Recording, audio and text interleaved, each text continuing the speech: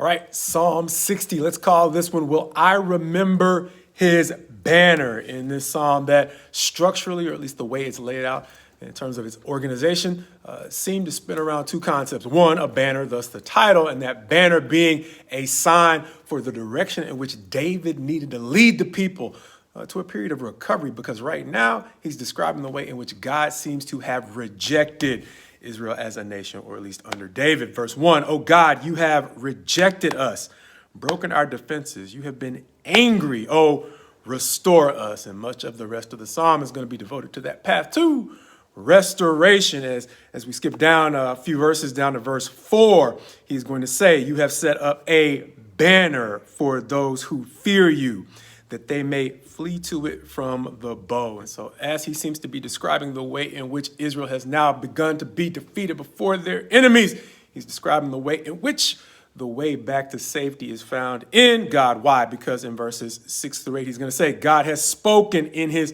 holiness. With exultation, I will divide up Shechem and portion out the vale of Succoth," as he goes on to describe places like Gilead and Manasseh, Ephraim and Judah, places within Israel, and then its neighbors, Moab, Edom, and Philistia, describing them all as what seems to be some type of ornament, either some form of ornament in the way of clothing or something like furniture. And in much the way a man isn't so much threatened by his couch, he seems to be citing that all these nations that are potentially providing Israel problems at this time, to God, they are simply like furniture. And just as they are subject to God, if, as David has realized, they can get back into a situation where they recognize the way in which God is leading them, just like they're subject to God, they can be subject to Israel once again as well. As he goes on to say in verses 9 through 12, "Who will bring me to the fortified city? Who will lead me to Edom?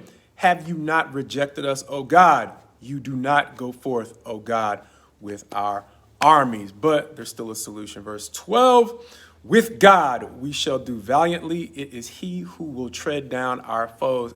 And so just as the Psalm's organization seems to spin around the concept of there being a banner or a direction in which David needed to lead the people, there's also this concept of David, even though he's the king, realizing that they need a leader who has more insight than he has to get them back in that direction, reminding me that beyond the organization of this psalm, the thing that seemed to stand out to me was the danger in becoming too casual in our attitude or our approach to God, understanding that there are a couple of times in life where David had to deal with inattention to detail that cost people life and a whole lot of progress in times when they simply could have been moving forward. When David was doing a good thing, bringing the ark back into its proper place, their inattention to detail cost a man by the name of Uzzah his life. And so David had to bring the people back into alignment with the way in which God had told them to handle the ark. Beyond that, Saul was bound by the promises that generations before him had made to the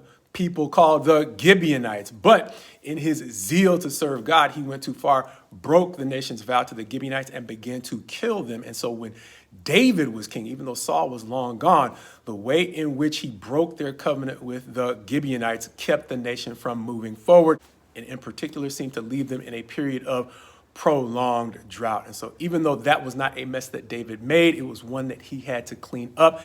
And those are just two other instances having nothing to do with Israel's army, as we're seeing in this chapter, but they're two instances that help us see how inattention to detail helped keep the nation from moving forward effectively. And so understand, beyond David appreciating the need to realign Israel under God's banner, the people are going to have to buy in if it's going to matter at all, because when they corrected the mistake with the ark, the people bought into the way in which they needed to make changes to the way they carried the ark. Likewise, when Saul violated the covenant with the Gibeonites, the nation had to buy into the way in which David was going to make amends for Saul or Israel's sin against the Gibeonites. And likewise, if they are going to get their armies back on track, the people are going to have to buy in. Why? Because David is a leader. He is no longer a soldier. And so the soldiers are going to have to buy in too, following David as he seeks to guide the nation back into realignment with marching under God's banner. And understand two things that are probably going to be important in